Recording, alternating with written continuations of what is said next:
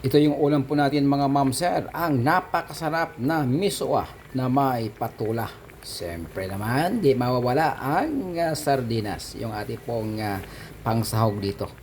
At meron na ding sibuyas, meron na ding bawang, at may kunting paminta. Yung yummy.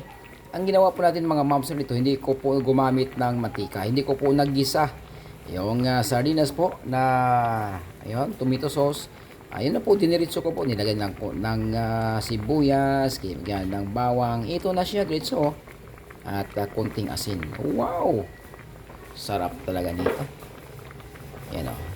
Talagang mapaparami naman tayo nito. Miswa plus patula. Ay, yummy.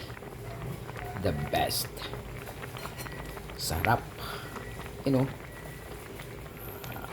ito yung ulam pang probinsya mga ma'am sir na talagang mapapasarap ka talaga sa pagkain ito.